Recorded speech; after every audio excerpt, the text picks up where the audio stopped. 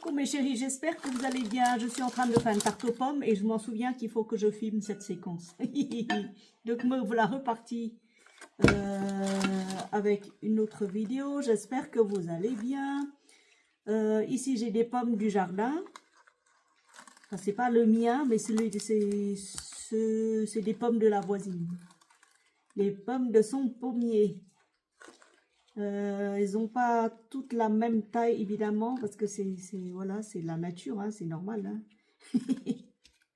C'est pas calibré. Hein. À ce propos de calibrage, quand je vous dis qu'en Europe, l'Europe c'est quand même un continent de riches, mais vraiment de riches, et les gens ne se rendent pas compte, surtout les gouvernements. Ils n'arrêtent pas de dire que oui, la France est en faillite, la France n'a pas assez de sous pour payer, gna gna gna gna. Mais en fait, disent-ils tout en continuant à dépenser comme des roues. Hein. C'est-à-dire les anciens présidents, même les morts, hein, continuent à bénéficier des avantages sociaux communs extraordinaires. Si vous faites ça dans une entreprise, on va vous emprisonner parce que vous utiliserez les biens communs. Mais pour un président de la République, ou pour un président ou un sénateur, ou n'importe qui dans la machine gouvernementale, c'est normal, c'est ok, voilà, c'est ce que la société leur doit. Je vous assure que si vous faites ça dans une entreprise normale, équilibrée, sain d'esprit, ils vont vous foutre en prison. Abus de biens sociaux, voilà. À ce propos, oui, bah, je disais que l'Europe est tellement riche que pour que les gens puissent exporter, les producteurs puissent exporter leurs mangues, leurs pommes, leurs poires, tout ce que vous voulez, surtout les mangues, vers l'Europe, il faut que les mangues soient calibrées, qui respectent des certaines normes. Je ne parle pas des normes de sécurité et d'hygiène, hein, ça c'est normal. Mais alors les normes au niveau calibre, c'est-à-dire qu'il n'y a pas un fruit n'est plus grand que l'autre. Ils doivent tous faire la même chose, c'est-à-dire 500 grammes.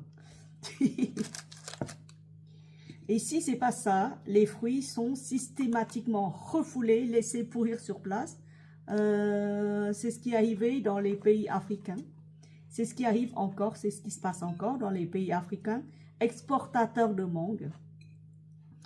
Les centaines de milliers de tonnes pourrissent sur place, jetées comme ça dans la nature, pourrissent dans la nature, parce qu'ils ne respectent pas, soi-disant, les normes de calibrage. C'est une question de calibrage. Donc tous les fruits que vous mangez, les mangues et autres, sont de toute façon calibrés. S'ils n'atteignent pas un certain poids, ils sont refoulés et laissés pourrir sur place. Donc il y a un très beau reportage sur YouTube à ce propos. Je ne sais plus si c'est France 2 ou France 5 qui le fait. Moi ça fait 20 ans que j'ai plus de télé, donc je ne connais plus les chaînes, mais voilà. Donc ici j'ai des pommes non calibrées qui viennent du jardin. D'ailleurs il faut que j'allume le four. Hop.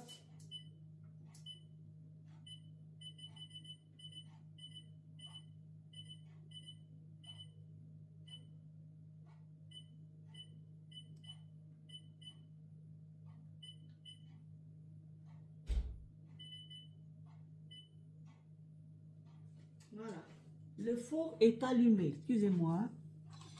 Donc mes pommes ne sont pas calibrées parce qu'ils viennent des jardins bio.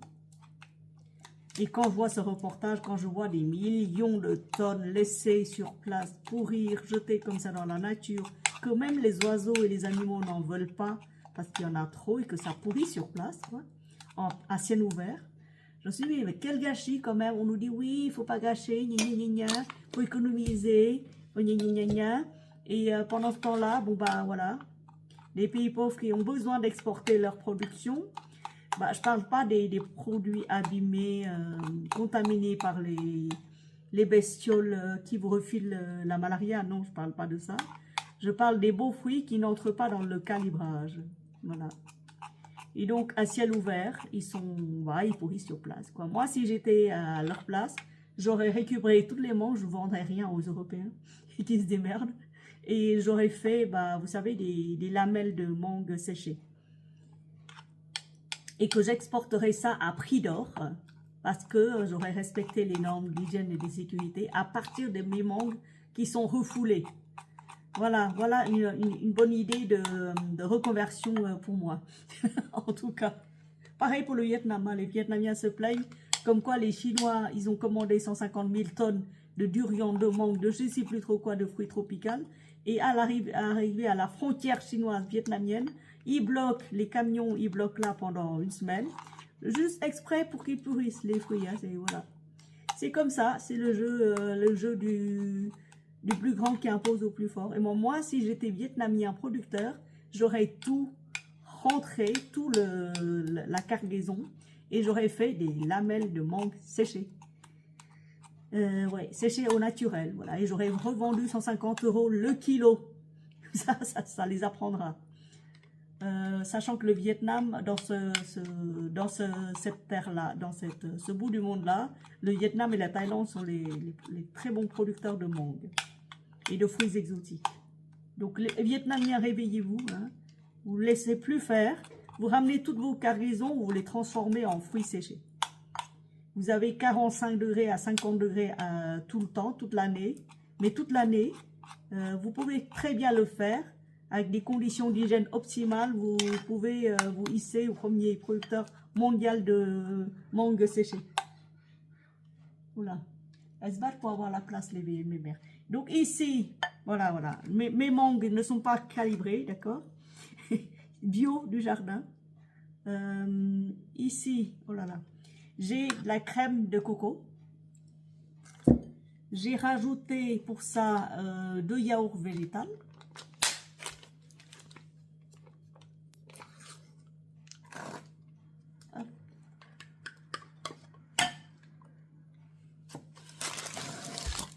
Je me mets là, comme ça vous verrez mieux. Donc les yaourts végétales, je rajoute un ou deux. Un seul suffit, hein, je pense. Hein. Après trop, hein. Après c'est trop, je crois. Voilà.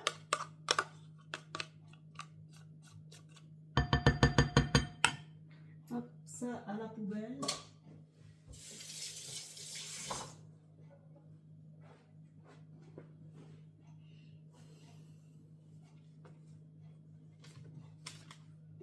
Quatre œufs.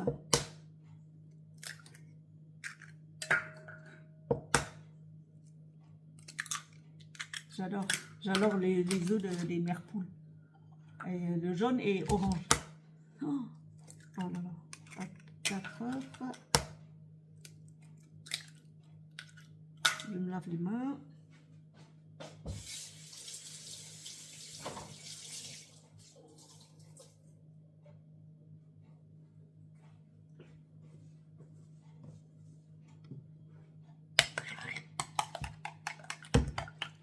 À ce stade-là, je peux remuer.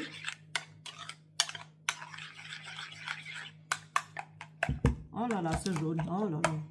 Oh là là. Et en plus, ça sent bon. Du sucre de vanille.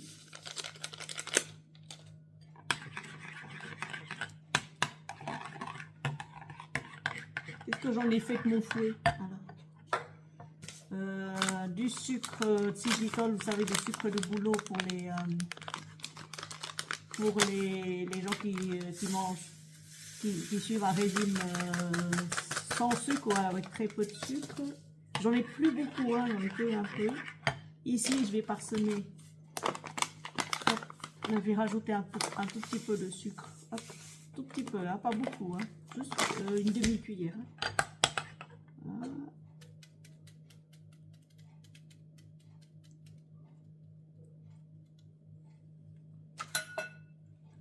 Là, je commence à touiller bien, à bien fouetter. Pas trop parce que j'ai mon épaule qui fait mal.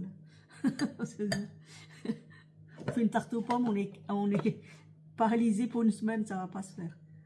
Alors là, je rajoute 2 cuillères à soupe de maïzena. Une et deux.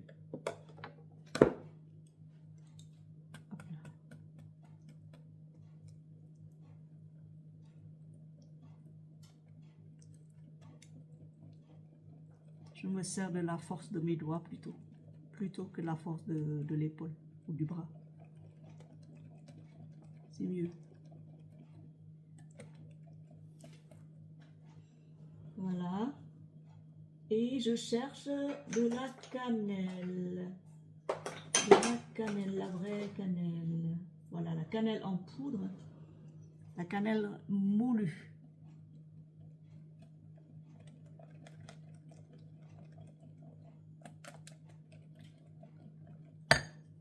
Hop.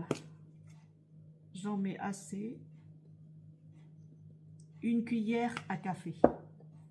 Je touille bien. Ça sent bon. Miam.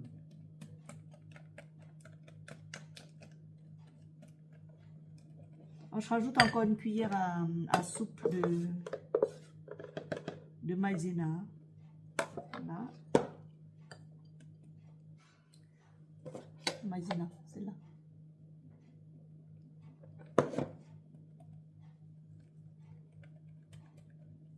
Ça sent bon.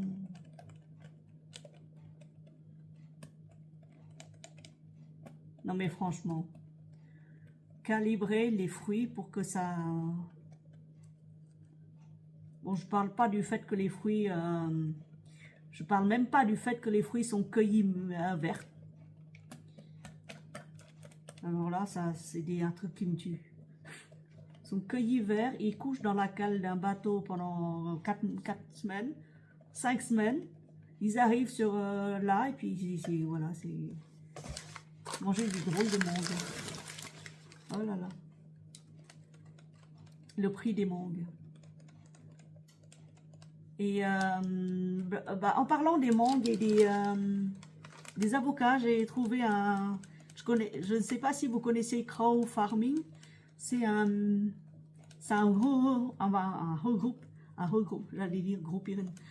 regroupement de producteurs et de maraîchers espagnols et français sur une plateforme qui s'appelle Crow Farming. Si vous intéressez, vous tapez Crow Farming.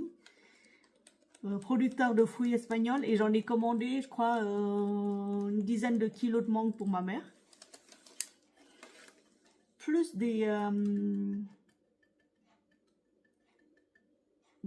quelques fruits exotiques, mais cultivés en Espagne de manière bio. Donc elle les a reçus, elle a dit non mais ils sont trop beaux les fruits. Ils coûtent pas plus cher qu'au supermarché. Hein. Au supermarché, ils vendent ça à 5-6 € le kilo. Moi, j'ai payé, je crois que j'ai pris 3 caisses, fait 15 kilos. Non, 4 caisses, 20 kilos. J'ai payé 125, enfin un truc comme ça, vous voyez.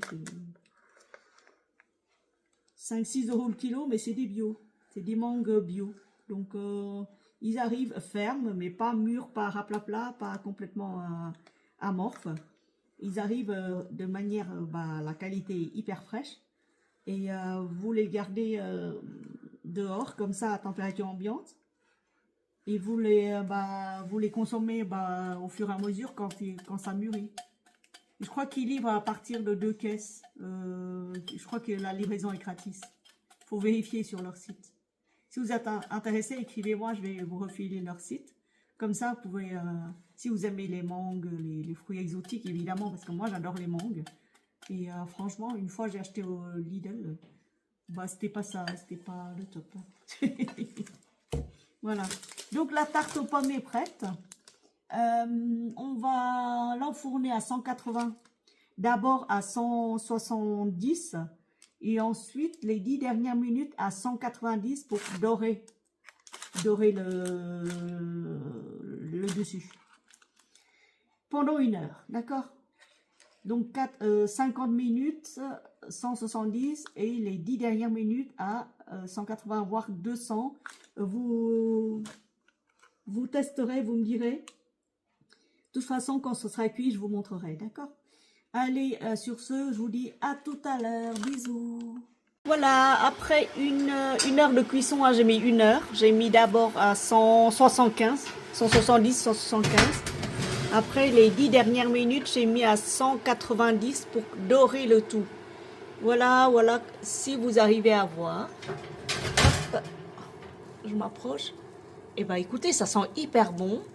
Il faut pas manger tout de suite, il faut laisser refroidir il faut faire la veille pour le lendemain.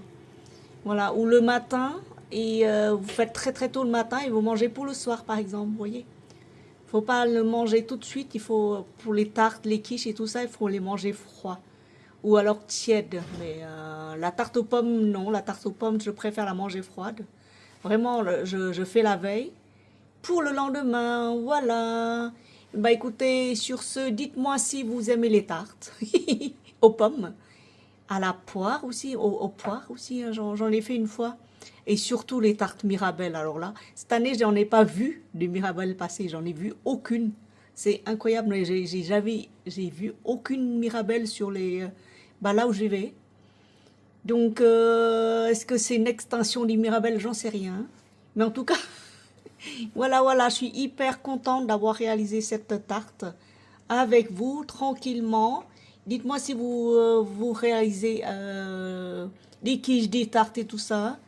Surtout, moi j'adore, j'aime bien. Je suis une gourmande, alors j'adore les trucs sucrés, mais pas bourrés de crème ni de lait. Mais vraiment très léger pour la santé. Voilà. Merci de m'avoir suivi. Merci d'avoir fait la tarte avec moi. En vous souhaitant un bon appétit. Bisous, bisous.